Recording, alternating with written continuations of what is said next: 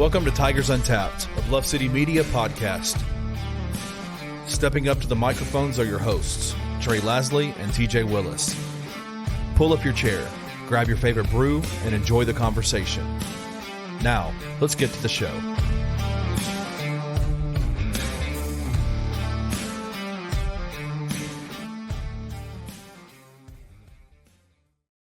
Timothy, what is up, brother? What's up, brother? I'm real excited about this Tuesday. Special teams, special players, special plays. Timothy, this is the coldest beer I will have on an episode, maybe ever. And the funny thing about it is, it was hot. room temp. Yeah, hot. Some would say hot even when I purchased her at Corks in Germantown at about 8:04 p.m. We're now sitting 9:30, but I put this baby in a bucket of ice water and she cooled down right away. Tell the folks at home what we're drinking this eve. Man, this is a Hampline Lazer. I always forget it's The backwards. Lazer. It's probably still back. I think even though I've turned on like the flip camera mode, I think this is always still backwards. But You're says leaving out Lazer. the most important. It's Le Lazer. The top part of that is Le. L-E. Oh, you're right. Yeah. I thought it was just a design. Le Lazer. It's a saison. Wow, 8.5%. This bad boy. Ooh, coming from the French-speaking region of Belgium. This is saison. Did you? That's what did you heavy. say? What? Isn't that the only language they speak there? Belgium? I don't know. Yeah, man, That's just what it says on the back of the. That's on the back of the can. Hailing from the French-speaking region of Belgium. Yeah, don't worry. They also speak Dutch and sprinkling of some German in there as well. Probably some But English is over there. Flemish Dutch is actually the most common language, with French being about 40%. So, touche, you're correct. A little bit of Flemish, you know. I Timothy, feel like I'm tasting some Flemish in this beer. it is a little Flemishy. We're a day removed from Father's Day. Happy Father's Day, my dude. Yeah, dude. Happy Father's Day to all the fathers out there, you know? We do a lot in the trenches, working hard. Cat dads, good dads, bad dads, all the dads. Yeah, man. Happy Father's Day to Kenny, who is out of office this week, rocking banana hammocks at the beach. Just decided to skip out on us. So your boy is being the producer behind the scenes here. Never done it before. So if there's a little bit of mess up, Kenny will have to fix it. What did you do anything special yesterday for Father's Day? No, we actually didn't do much, which I love because we typically are doing stuff constantly every weekend nonstop. So it was nice just to have a little bit of a break, you know? Just sat back and relax. That's what it should be. 100%. Did you watch any golf yesterday? You're not a big golf guy. No, I did not. Tell you what, Roy McIlroy really blew it. Missing two, three footers in the last 3 holes. Otherwise could have ended a 10-year drought. Do you know who won? At this point, Scotty seems like an easy guess. No, Scotty. Do you know what tournament it was? No. The U.S. Open, Timothy, one of the 4 majors. Your boy, love tennis. Your boy, former American conference. Well, I don't think he was there when we were in the American. SMU grad Bryson DeChambeau is your U.S. Open champion. Second time he's won it. He floats the golf balls in Epsom salt. Yeah, he does. I didn't watch that video, but I saw it, and that is a very Bryson-esque thing to do. Why do do you know why he does it? Why does he do it? Did you see it, or you just saw it? Yeah. So because all golf balls are manufactured, he just wants to make sure that they're centered, and so he's like trying to equate for heavier sides and any type of flaws in the ball, essentially. So if he sees one floating wonky, he throws it out. Yes, if it sinks down, he knows that side's got a funny side to it. So he'll notate the light side. He'll put a little dot on the light side so he knows the heavier side's down. Interesting. We're getting off topic here. So off topic. To get on topic, TJ, the staff, should we call them changes, upgrades? Going on Changes. with We'll say changes. University of Memphis basketball. Several headlines hitting last week. Most notable is the hiring of Mike Davis we've had, I feel like, this consultant role before where I think Larry Brown kind of fell into that when he had some health concern, kind of move out of the assistant spot. Similar situation with Rashid, right? When he kind of left and was on a virtual only consultant role. Mike Davis moving in there. Former head coach at Indiana, UAB, Texas Southern, Detroit Mercy.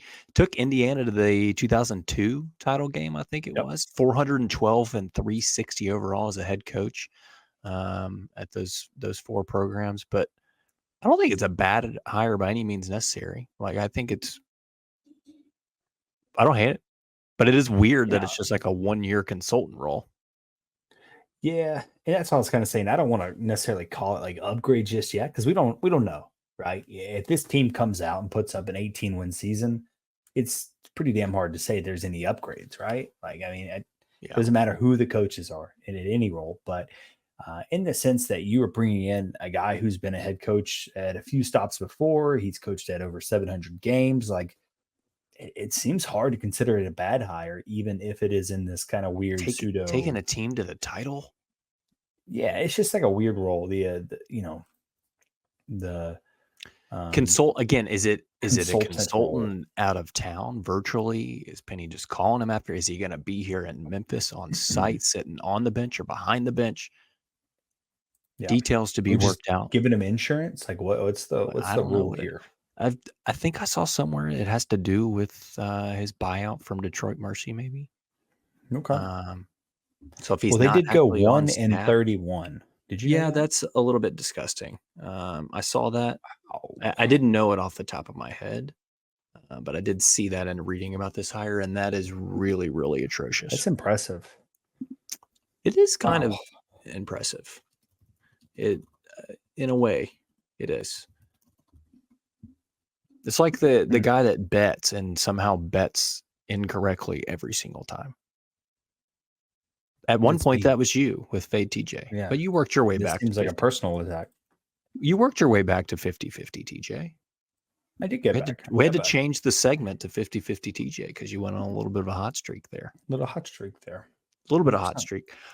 Mike Davis isn't the only addition. According to Hitman Hoops on Twitter, Memphis also in talks and looking to hire it. We kind of talked with Ryan Searlefield on the football side about this position last season, that GM role, given the way that rosters are having to be constructed these days with the NIL era, the transfer portal, turnover every single year. A GM role candidate, former DePaul assistant Tony Harvey, to come in and be that GM role. He's been in coaching for 30 years at the Division I level. A lot saying that would be a very good hire. Has a lot of strong recruiting ties. You got a guy that's got people in recruiting, and who better to be a GM than him? I mean, I feel like that. I feel like that'd be a good hire. I love the GM role. The whole process of just having a guy whose sole focus is keeping dudes happy, trying to keep the roster full. That way Penny can just be Penny and focus on basketball and having a big board ready to go. Yeah, it's just an eye on guys entering, right? Yeah. I mean, I think that's a very, very smart play on Penny's behalf to get that GM role filled. Nothing official there yet, just expectations that Tony Harvey may be the guy that fills in there.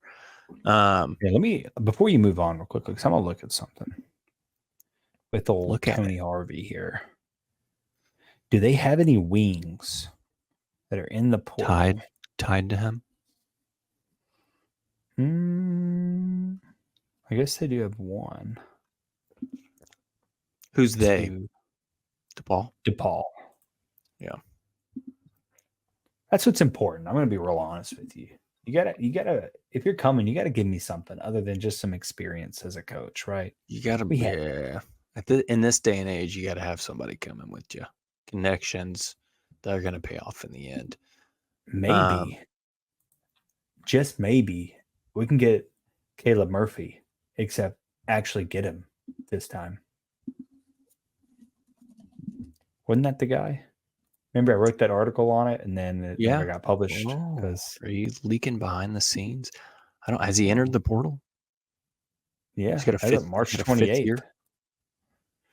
he does. He has Caleb been around for a hot second.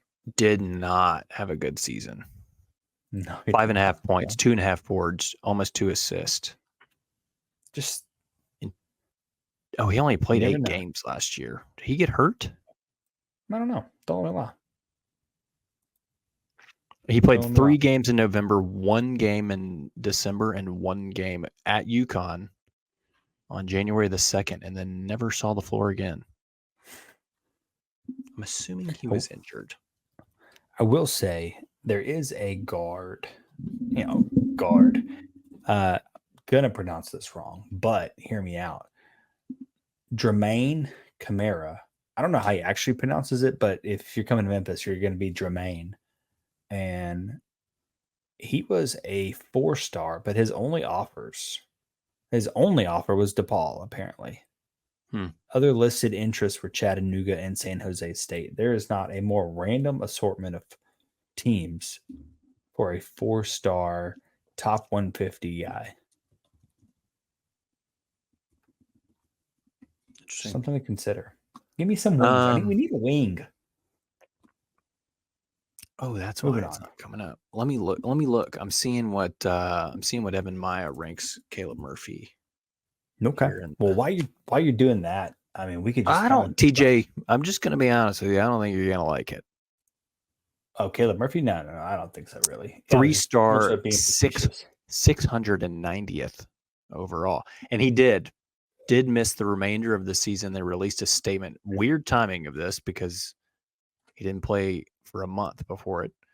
February the 2nd, the DePaul released a statement that Caleb would miss the remainder of the season to pursue a medical red shirt due to a wrist injury after appearing in 8 games. So the wrist injury occurred on December the 6th. They announced he would miss the remainder of the season on February the 2nd. Okay. So I'm just throwing out options, But talking about wings, Timothy, we were duped by Kaluma. Supposedly it never had legs. According to the man who originally hinted at it, #Haba, it was never a realistic option. Our boy Leon, he is him, Taylor at 247 was told by Penny Hardaway. Penny's never even talked to the guy. But it's come out recently, last couple of days, setting up a visit is St. John's transfer Glenn Taylor Jr., who spent last season with the Red Storm, averaged 4.5, 2.2 boards, 1.2 assists on 49% from the field. Only played about 17 minutes a night. Started 21 of 33 games. But TJ, he did shoot, I think you'll like this, 42.4% from 3. His free throws were down, shot 70%. He shot 80% last year at Oregon State. Spent first 2 years at Oregon State, last year at St. John's. He's really a catch and shoot, spot up 3-point knockdown kind of guy. So you put him out there with Colby Rogers and you got 2 sharpshooters. But spotting up, which is what he did like 43% of his time out there, he was 43.6% off 3-point catch and shoot. And he can get to the basket. He can get there and finish at the rim, finishes at 50% rate at the rim. But just another sharpshooter guy, 6'6", 205 from Las Vegas, Nevada. I think he's got 2 years left. It's supposed to be coming in on a visit this week. I mean, that's no Kaluma numbers, but it's not. I wouldn't say it's a terrible ad. It's an interesting one, right? So you mentioned the 2 previous years at Oregon State. the numbers weren't great beyond 3. And then last year he had this kind of above average year. If easy to say, pretty good year from 3 at what was it, Sure. 43%, something like that. Yeah. Do you have any concerns when it's like that? Right, it's 2 previous years of not shooting too hot. You get a third year, and it's kind of popping up. Is it an anomaly, or is it David Jones? Is it just a fresh scenery kind of thing? I Is that think kind it's of what it is? So you're kind I of think it's a gambling little on bit of that, on and it's probably style, right? When he was at Sure. Oregon State, too, I'm looking at it, he averaged almost 12 a night, so I think he might have been more of a go-to there. He did shoot 80% from the free throw line, too, and he was getting to the line 5 times. He was shooting 5 free throws a night. Only shot 1 free throw a night last season at St. John's. Some of it is probably style of play. He was probably more spot up catch and shoot last year at St. John's, where Oregon State, and this isn't, I haven't watched the tape, it's just an assumption, which could be totally Sure. wrong. But Oregon State, he might have had the ball in his hands more and was trying to be more of a shot creator, shooting off the dribble from 3, coming off of moving, pulling up from 3. And it seems like where he's most comfortable, where his hand gets the hottest, sharp shooting, is spot up, kick out, knock down. And I think Penny would be able to utilize that perfectly. Get him in his spots, get him the ball on the catch, and let it fly, young fella. I don't hate it at all. And he also, like, let's be real, he spent the last, well, I guess not the last years, the 2 previous years at Oregon State. Now, I don't follow the Pac-12 in basketball very much, but I don't remember Oregon State ever really being worth a damn in basketball. So could have been that situation. He was just on a bad team. And yeah, I think they finished 12th in the Pac-12 last year, it looks like. It's not great. Which obviously he wasn't on the team last year, but 2 years ago when he was on there, let's see, they finished the year real bad at 11-21 and 5-15 in conference. Jeez. So, not good at all. He did lead the team in scoring. He had 28 against Cal, 17 against Arizona State, 18 versus USC, 11 versus Stanford, 20 versus Green Bay, 12 versus Denver. I mean, he led the team several nights. 25 against Portland State. I mean, he can put up some numbers. He gets hot from 3. Led the team in rebounds several nights. Led the team in assists several nights at Oregon State. So, you know, it's interesting. If you're looking at his offers, I mean, you're looking at Auburn, BYU, Grand Canyon. By default, there's interest there. That's where he was committed before decommitting. Ohio State, Oklahoma State, Texas, and Utah. I mean, there's pretty good programs in there. I mean, there are notable programs associated there. There's definitely some talent there. It's got to be, right? I will say this: Evan Maya's got him ranked as a 4-star transfer, 256 overall. So not incredible. I mean, not a top 100, but a 4-star transfer is not anything to scoff at by any means, I would say. We're currently sitting at, I think, overall by Evan Maya in the class rankings for transfer at 11th. You had him, and you're looking at a top 10 transfer class. Trey, let me ask you a question. Ask one. Have you thrown some sausage into this? Have we talked about some sausage? I tried to throw sausage in there, and because he has been committed to Grand Canyon, I can't get it to work because right now our boy Bart does not have him listed as an available transfer. I tried to do the add anybody filter, which never works for me, where you just type in the first name and last name and then their school and it's supposed to add them, but it doesn't work anytime I ever try it. Totally T-bomb. Free my guy, Glenn Taylor Jr. It might have been because I didn't add the junior. I'm trying it right now. Ooh, yeah. I need you to do that before I look like an idiot over here. No, it didn't. It still didn't work. It didn't work. Is it kind of weird if I say we want to play with some sausage? No, let the man know we would like to play with this sausage. It's sausage season, Timothy. We need it. I was actually typing that out. We're still sitting at 32nd overall. I can't imagine, just based on the numbers, that he would move us much. No, top 30 for sure. Probably. Oh yeah, okay, really? Yeah. I think I was just going to say to 25. That seems like a lot. Let's say 28 to 30. But you hit our boy Bart up, and we'll get back with it and see what it's at. You sending him a tweet right now, live? Yeah, What? dude, I just sent him one. All right. Well, we'll see. Or at least get him to Also, just give me some instructions on how to add him from any team, because it no lie, it never works ever. Well, I I'm try. gonna be real honest with you. I did it, and it still says 32. So, But does it have him listed in the roster? yeah. Oh, no, It says it his does not. name. Actor is empty. Yeah. See, that's what I'm saying. Yeah. It won't work. Anyway, on a little bit less exciting news broke today that our boy Baraka Okojie has had shoulder surgery. I think last week.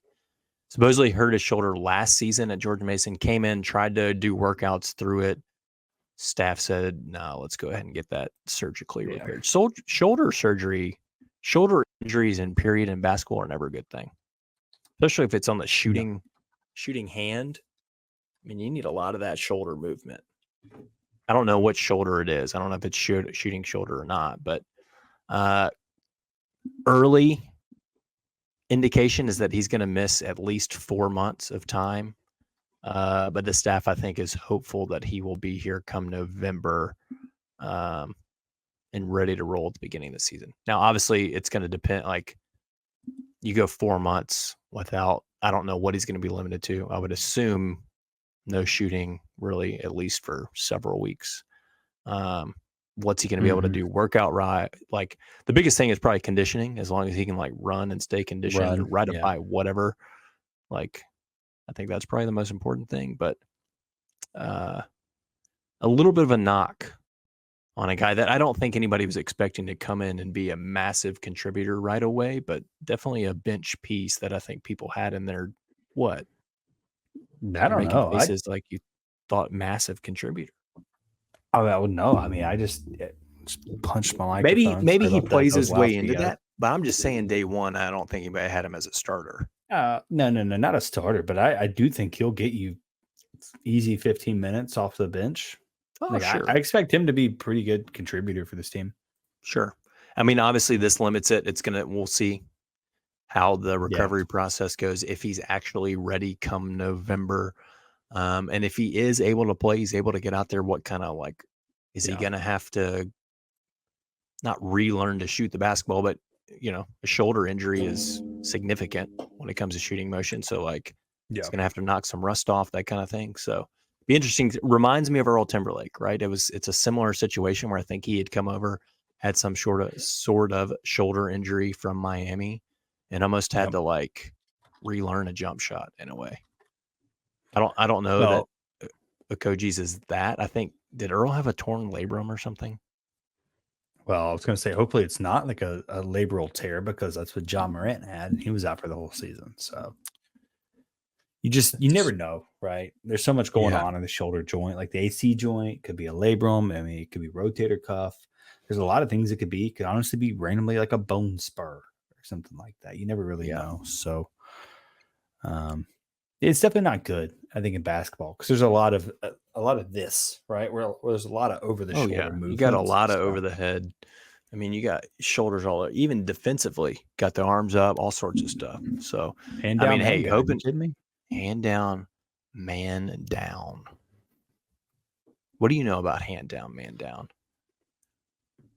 It's going to cost you to know that information. Mr. All-Time Screen Setter. Sitting it left and right, dude. Look, for y'all listening at home or watching on YouTube, you do not want to run into a Timothy Willis screen. I'll tell you that much. You're better off hitting a brick wall. Better off hitting a brick wall. I'm just saying, you've never seen me in the Great Wall of China at the same time. That is a fact. I have not. I need to send you this picture. There's a picture of Baraka Okojie out there, and my dude looks like a created player. Yacked on. No, he just looks like it. It looks like a video game. He literally looks like a video game has created him. I'm gonna post this to Twitter real quickly. Why? Because of accessories or? No, I don't. It just. I don't know what this picture is. He looks fake. What are you AI generated? What are you sending this on? I'm gonna tweet it. I'm gonna tweet it out. All right. One side note: if we're getting NCAA football, do you think we're going to get NCAA basketball back? Is that I don't NCAA basketball 08? I think it was. It was like the Blake think Griffin cover. 2010 was great. the last NCAA Was it basketball, right? 10? March I can't remember what Madness. Oh, you're one of those. Gross. P-Air Niles. Gross, dude. It wasn't a great game, but it had the ESPN in it, which made it good. I was always a college hoops. To this day, college NCAA hoops, basketball 10. No. That's what it was. It wasn't 08. Yeah. It was 10. College hoops 2K8 is the greatest college basketball game that was ever created. And not just because we were the number one team in the nation, but from gameplay and everything that they had in it, selection show, pregame, everything beautiful. Still played it as of a couple of years ago because you do update the rosters. Anyway, Timothy, we're going to take a break. We come back, another huge recruiting weekend for Tiger football. The Look Alive 20 class is up and running.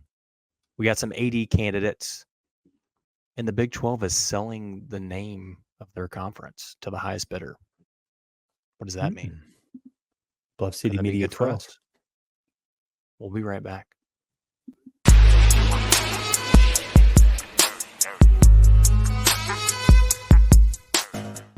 On the topic of size, though, the other guy you have low here, I'm going to bring your board back up, is one I think is going to stand out to a lot of people, and that is number 14. Donovan Coleman. That's way lower than a lot of people have him, and I know most Grizz fans out there, unless they're Zach Edey fans, are saying if Klingon's there at 9, you've got to pull the trigger.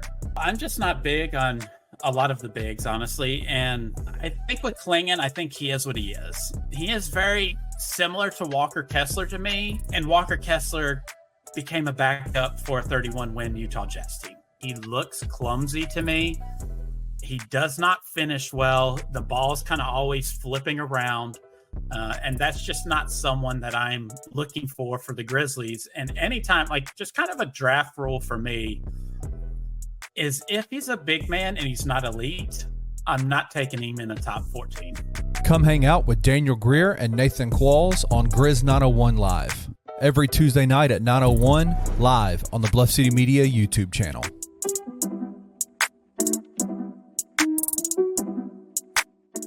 These non-Power 5 schools are able to get the same NIL funding and same NIL collective money, then I think we're going to see more, especially big-time quarterbacks, go to smaller schools. It just makes sense on paper. If I can make similar money going to a smaller school, but now I can potentially start as a true freshman or redshirt freshman versus a redshirt sophomore, redshirt junior. If I choose wisely, I have the opportunity to play in the college football playoffs with the at-large bid, the G5 at-large bid. Right. And you used to be able to negative recruit with that. You used to be able to say, well, Memphis or whoever, like you're playing for an AAC title, bro. Right. That's all you got. So not only can you actually genuinely compete for a national championship now, you can start early, you can make similar money, and you can be like the guy. That is a recruiting pitch that I think we're seeing Ryan Silverfield flourish with right now. Tune into On the Bluff with Christian Fowler and Gabe Kuhn every Tuesday at 12 p.m. on the Bluff City Media YouTube channel.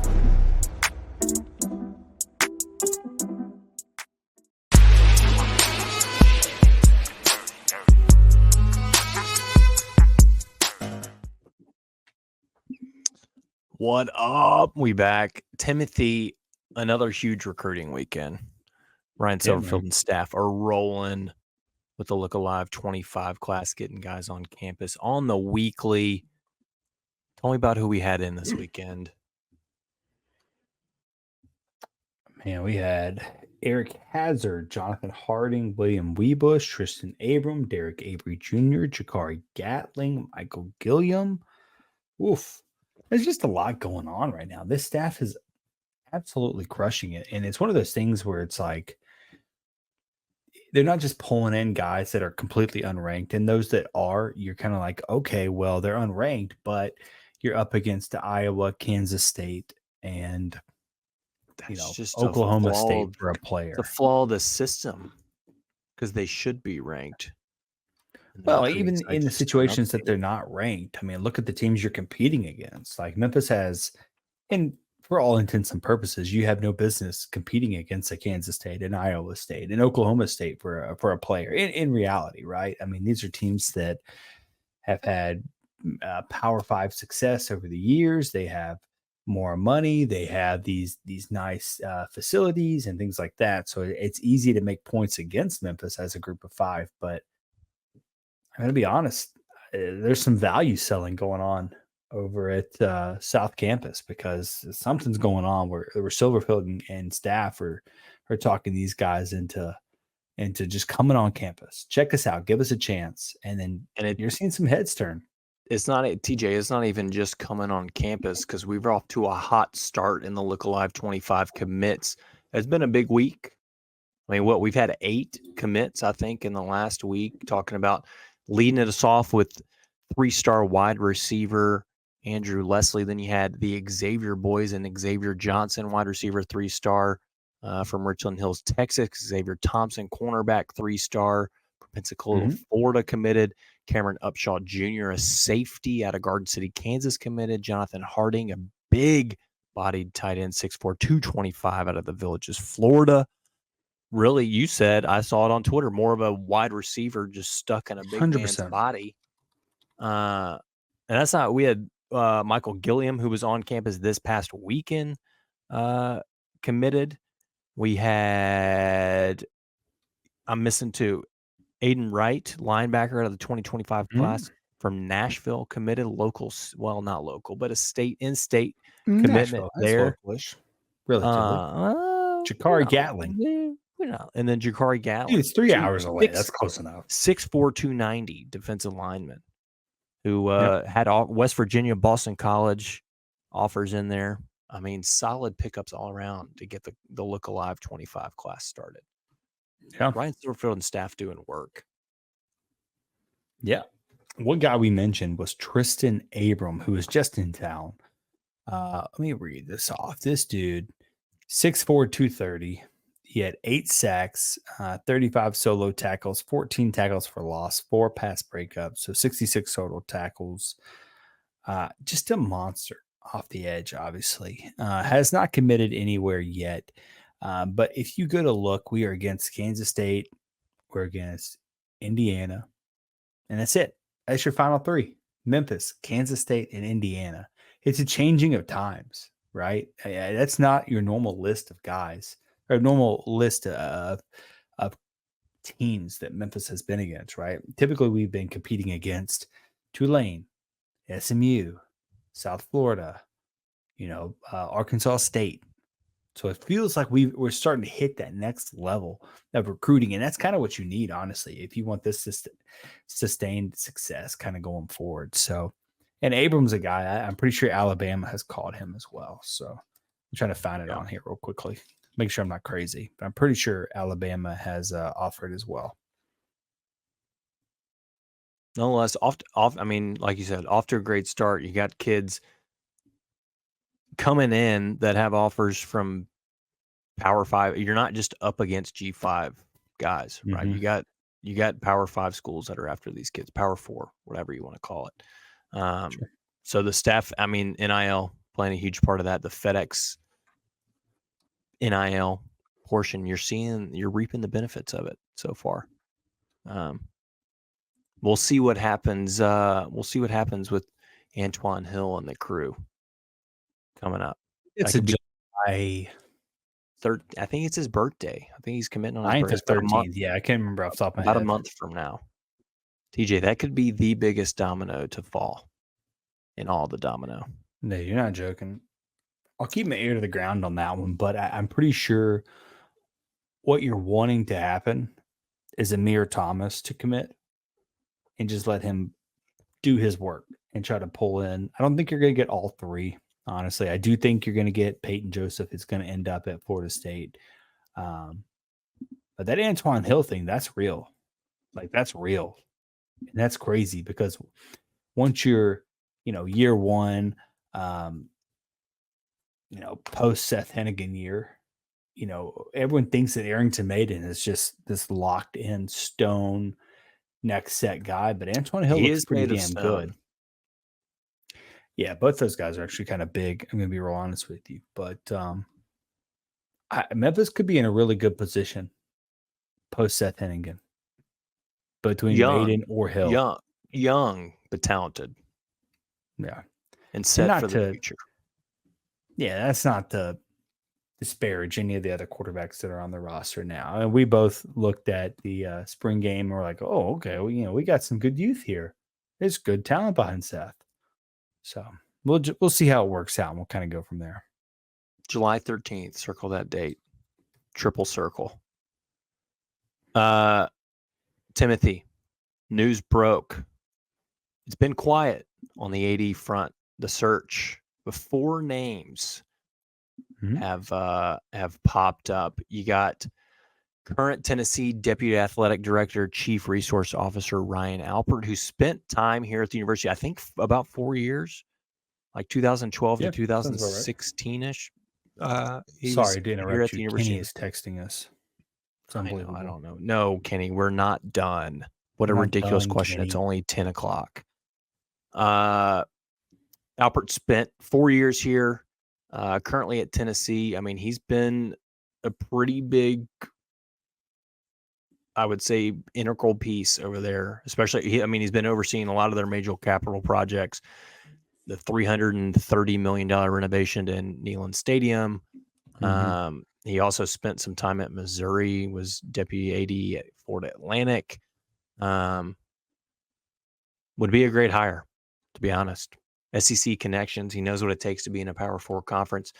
After Alpert, you got Clemson Deputy Athletic Director Kevin White, Virginia Deputy Athletics Director Ed Scott, and then current Buffalo Vice President and AD Mark Allnut. Allnut also spent, I think, 5 years here, 3 years, something like that, like 2015 to 18 or something, before he took the Buffalo job. I know you're not the biggest.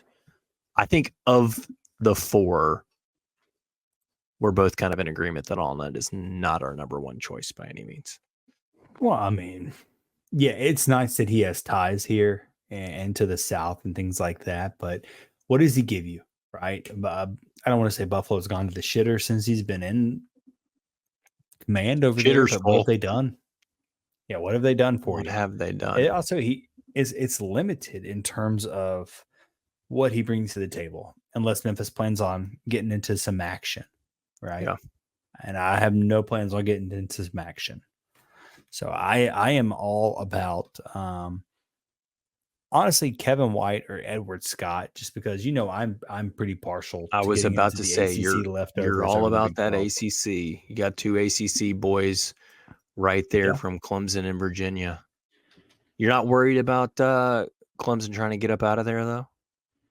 What does that matter? Kevin White? I don't know. Kevin White may not like the ACC. No, I think he's got friends over there. I think that's a good thing, honestly. I mean, look, if Clemson, Florida State, and they have the next 2 or so debatable, NC State and like North Carolina, let's say they leave, right? You still have Duke, Wake Forest, Virginia, Georgia Tech, Miami, Virginia Tech, Boston College, Pitt, Syracuse, and Louisville. That's a much better program or a much better conference than what you're in today. Basketball, football, you name it. So, 100% agree. I think with the rumors that are out there, right? It's the ACC blows up and then the Big 12 comes a poaching. So you're almost at a who? How many of them? How many are they going to take? They're going to be a 30-team conference? Maybe they will be.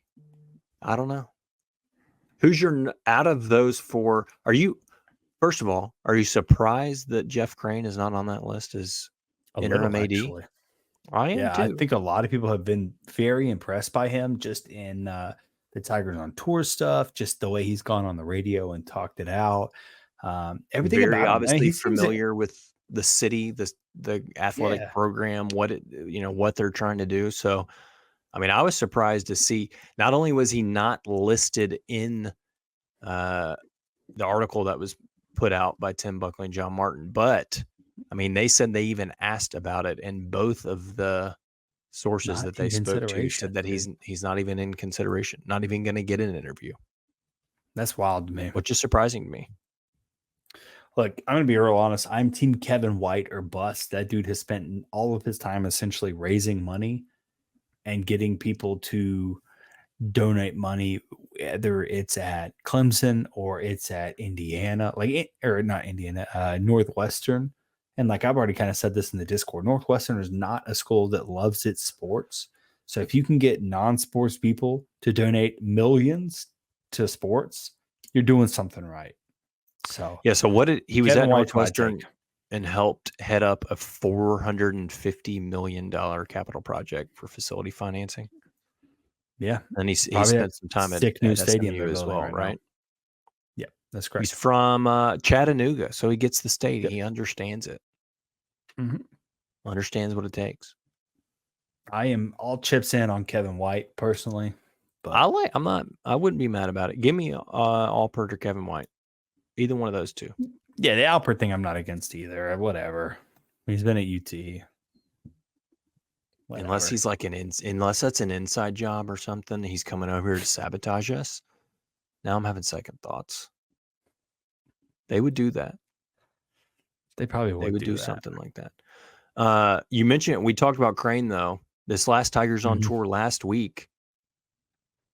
The fundraising for the stadium is going very well. My understanding, he said 73 million had been raised. That's obviously including the FedEx or Fred Smith family donation of 50. But the university's Sure. already raised 23. I mean, halfway to their $50 million target. Which I didn't expect that. I mean, it's only been what? It's been a couple months since that was announced. So already Yeah. be halfway there is, would you not say pretty impressive? Yeah. I mean, you got to think, dude, it took us like 5 years to build an indoor practice facility. That's what I'm having saying. money being 5 donated. years. At least. TJ, I know, but I'm talking about like 5 serious like years. 30 years. I'm Build a talking about indoor serious years, facility. though. I get you. Meanwhile, all the while, that damn tennis facility popped up in like 4 months. And it's essentially the same size as The thing is, the indoor practice facility. have you been in there? Or you just driven by? No, I drive by it pretty often. So, Not a big tennis guy, but good news. Jakari Gatling has now been bumped up to a 3-star by Rivals. I don't know how much that matters. I'm not really into There you go. ratings, honestly. from unranked to 3-star. That's what I'm saying. They'll get there. Yeah. You just gotta What was I gonna let the tell you? recruiting services catch up. You said something a second ago. Now I'm trying to remember. I was like, damn, I need to remind him of something. Oh, yeah. So I'm on Twitter one day, minding my business, and I'm tweeting at Don't say. Dr. Rudd. TJ from Twitter is on Twitter. Every now and then, yeah.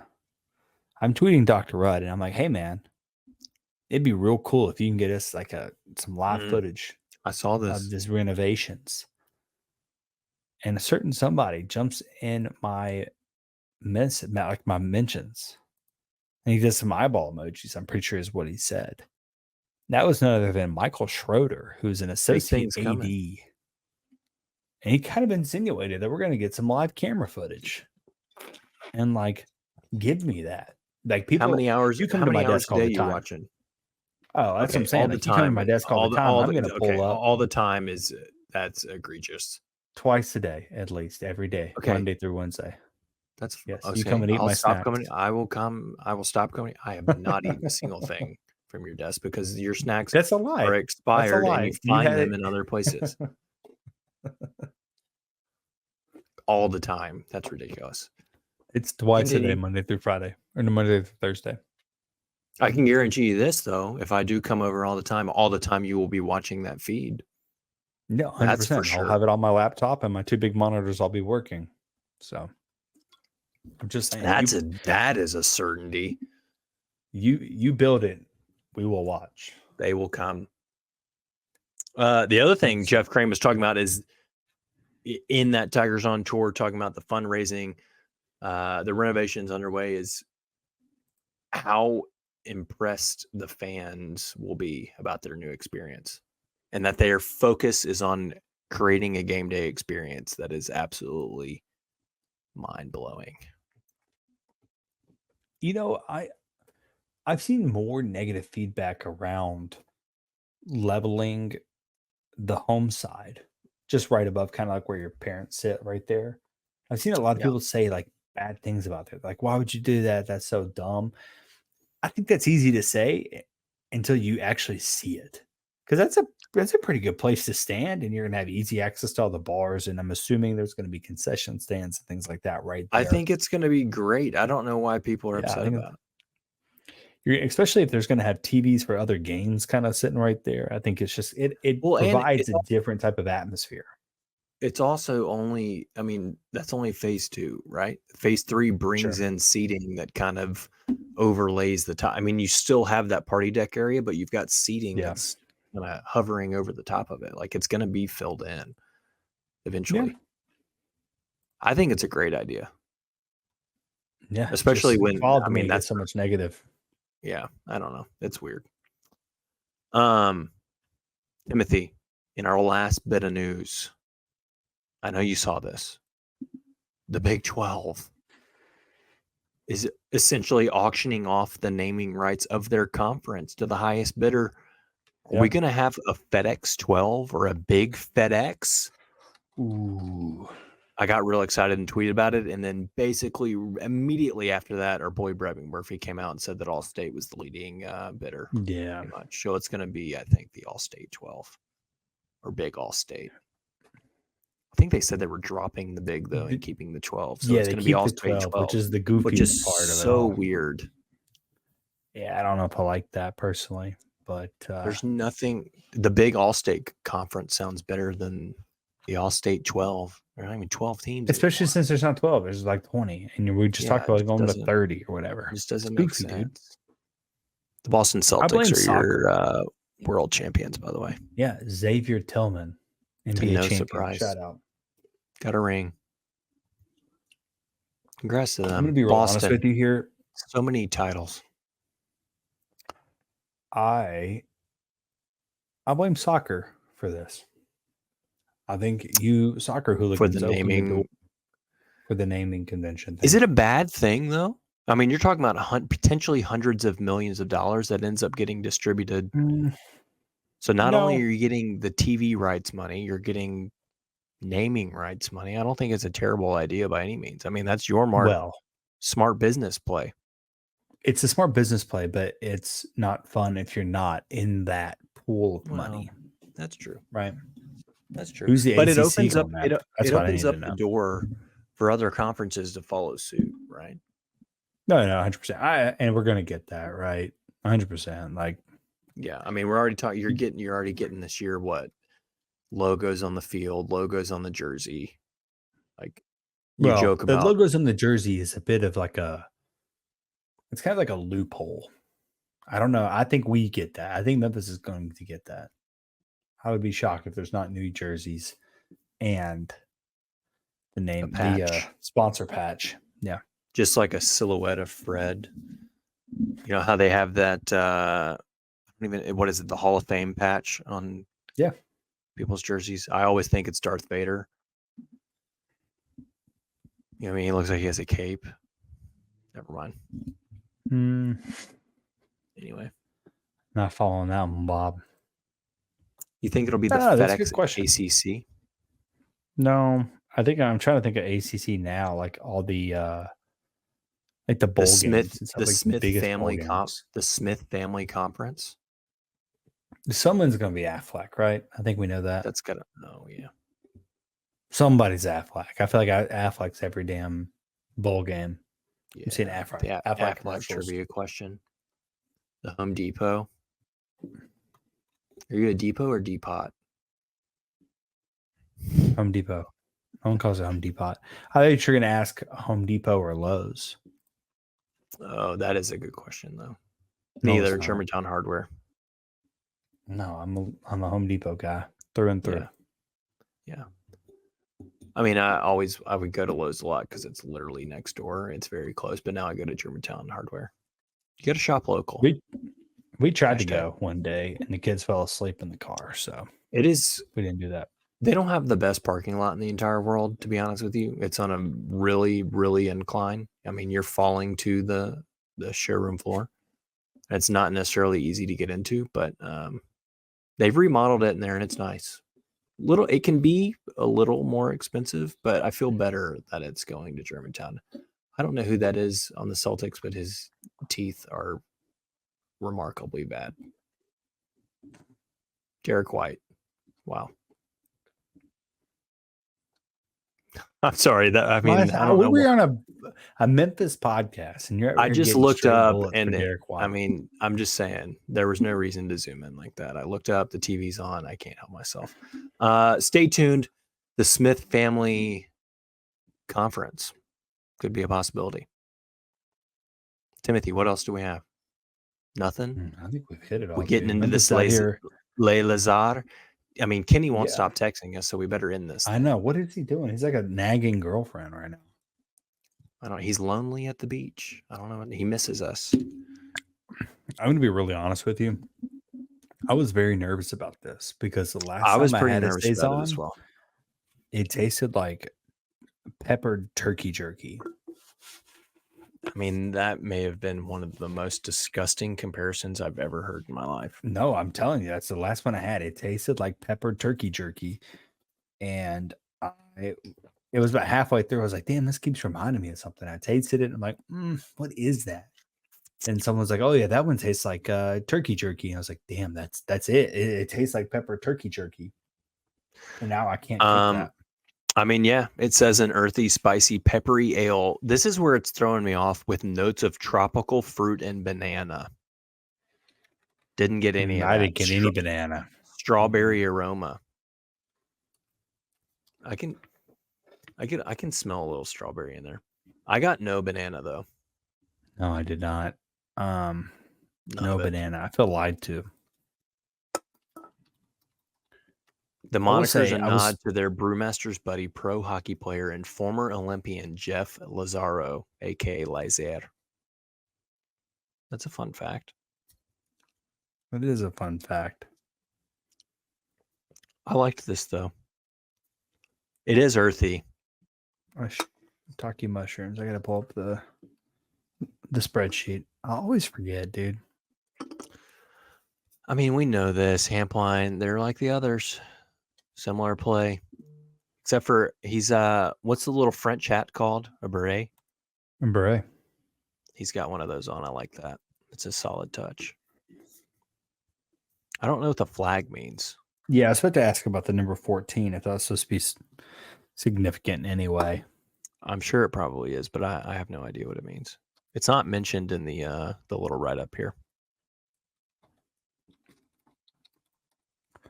I'm going to be real honest with you. I was talking to the liquor store where I buy my single beer from, and they have a new owner. And this all came because it was kind of barren in there. I'm going to be honest with you. Normally I go in there and it's just like it's stocked to the ceiling. Yeah, I've been in there. I've been in your store. And it wasn't today. And I asked him, I was like, hey, what's going on? Do you guys like stock up on a new day now or something? And he was like, no, we have new ownership. And he's got to get acclimated with just the different distributors and things like that. And there weren't many options because you went to the store and you picked up like 5 beers. And I was only able to match this one. The bear. Yes. Only able to match notch. Only able to match notches. Yeah. I was only able to match this one. Well, hopefully new ownership gets up to speed because they were that's our supplier. I know. And if they're low on inventory, then we're going to be low on inventory, and that could be a problem. I'm going to find out who the new owner is. I'm going to make him a sponsor. See what we can do. Was he not there? Is he into sponsorships? We should get him on that. Like, I have no problem. Hey, we didn't raise. I'll wear a shirt. I don't care. We didn't raise a glass, a cheers to anybody so far that I meant to.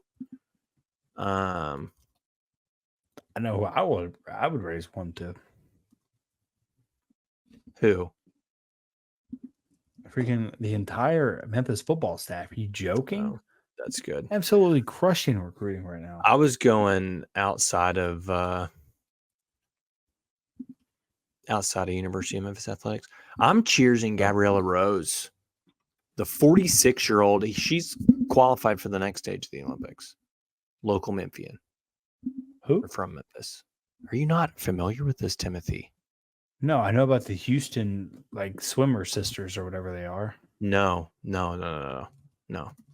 Gabriella Rose, 46-year-old in the Olympics. Well, she's trying to qualify, but she set 2 personal best.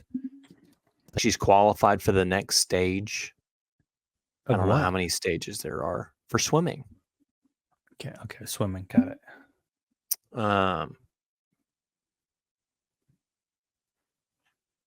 Okay, not familiar with her work. Local Memphian though, so I'm cheersing Gabriella because she's 46 years old and she's potentially making the Olympics. Shout out to Gabrielle. Was it Gabrielle or Gabriella? Gabrielle. I'm gonna say Gabrielle. There's not an A on the end. G Rose. Yeah. No, I'm gonna double up then. I'm gonna say the twins from Houston High School because they are trying to go to Paris. What are their names? Can't pronounce that. Her name is Roos and Eva Rotink. Excuse me? Yeah. Oh, I see it. Roos. Set of twins looking to swim their way to Paris. What are they in a relay? High schoolers, dude. High schoolers. Rotten. Think about that. Wow. How many sets of twins do you know? Maverick and Lawrence, Shauna Brianna's. Just spoiled that. Not everyone knows they're pregnant. Mm-hmm. Can you cut that? Teach you out here. No, that's not true. Christy and Crystal Carroll from elementary. I knew them. Sean knows them. I went to a very small high school, Timothy. I had a set of twins in my grade. I graduated with 75 people. We had a set of twins. We had a set of triplets. 2 grades below us had 2 sets of twins. I feel like I know a lot of twins. The Terrell twins, the Knox twins. I think I'm out of twins. I don't think I have any more, dude. Anyway, it's wild stuff. All right, we're way off. Let's get to this Lazer. What do you think about this can? I know we've talked about it 1,000 times. It's just not fun, but yeah, I mean, it's fine. How do we tell that? Oh, wait, big fan of Natchez. What? No, I don't want to say it because I don't want to throw off your score. But I don't know. The Fleur de Lis, you see these in the background? Yes, you ruined it. Yes, the Fleur de Lis. I just noticed them. I had to basically spill it on my laptop to see it, but that's a nice touch. I don't know. It just still feels very blah. It's the same Natchez on the trike. I'll give him bonus point for him. I don't think you have to call him Natchez. Is his name Natch or Natchez? At the Grizzlies game, it's Natch. I don't know. The beret, the Fleur de Lis. I mean, 6'3". That feels high. Okay. Wow. That feels high. I'll stick with it though. I was going to give it bonus points. I put it at 6.6 because of the Fleur de Lis. I think that just gives it a little something. It kind of looks like wallpaper in the background. It is pretty anti-wallpaper. It's very wallpaper-esque. My wife talked about wallpapering our laundry room, and I was like, I will tell you this though, Timothy. They've made some giant strides in the wallpaper game. It's basically just a giant wallpaper at our old house. No, it was a pain in the ass. You got to get the new wallpaper. It's like basically a giant sticker. Peels right off. Sticks right on, peels right off. It was still a pain in the ass. It was dumb. Well, if you're good at wallpaper, let us know. If you're like a wallpaper master, you got a wallpaper person, send them TJ's way. Yeah, dude. My wife is trying to wallpaper our laundry room right now. Hard pass. Get after it. What about the beer? Outside of the pepper turkey jerky situation, it is earthy. It's a little dry hoppy. Leaves me a little bit thirsty. I will quite salivating. It was The fact that it was the coldest beer we've had, at least I've had in a while, I think gives it some bonus points. I don't think I'm going to like search for Lazers by any means, but I wouldn't turn one down. I'm going to be real honest with you. If I were at the Hampline tap room, I'd probably get this one again. I think this would be a really good off tap beer. Oh, I agree with Which that. honestly, in a real cold glass. Yeah, if we could do these live, obviously that's not feasible.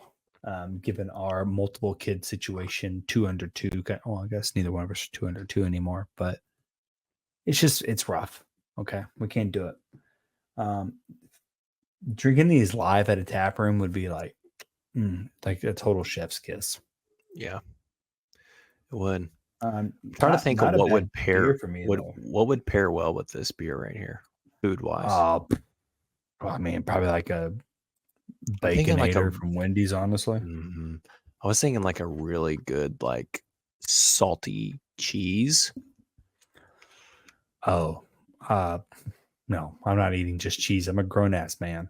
Okay, I can't eat just cheese as a meal. Okay, I didn't say as a meal. Just yeah, that's the thing, dude. Like, I'm not gonna sit there and just eat cheese. Interesting. That's weird. Okay.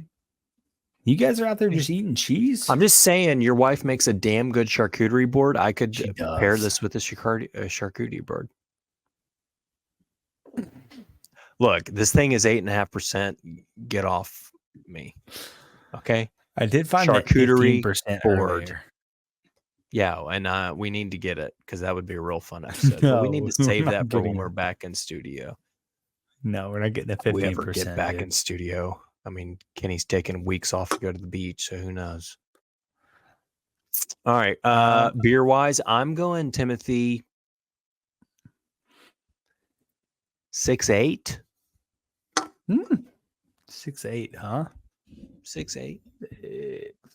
It's not like one I'm seeking out to drink all the time, but I would drink it again. I do. I want a little bit higher. I think in the tap room it would be on point. I went a little higher. I put it right at 7 flat, and that's kind of my line of if I would drink a second one. And I thought it was good enough that I would you keep giving probably these drink this whole number scores all the time. Did you not do that last week? No, I did a 7.2 last week, and then a 6.1, then an 8.4, then a 5.8, then a 6.9, then an 8.4, then a 7.7, then a 6.3. Well, then I feel like it was honestly.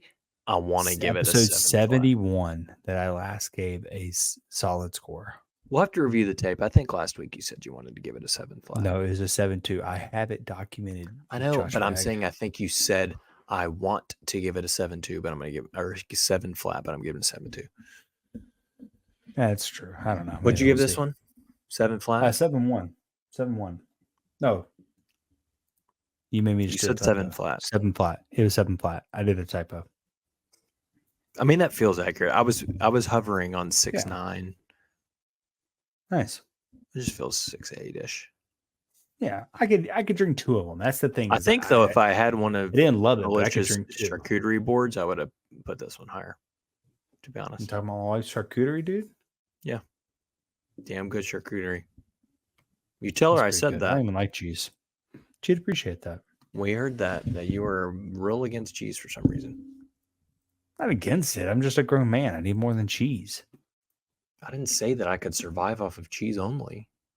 I just said I thought If a you guys nice are just salty out there cheese eating would be very nice. by itself, that's like Jeffrey Dahmer stuff. Okay, you need to be on an FBI watch list. Interesting. I've never watched that. I've heard it's horrible. No, I don't even know what you're talking about. Jeffrey Dahmer. You're the one that he brought killed it up. people. Yeah, there's like a Yeah, I whole was talking about the series about person. it. Oh.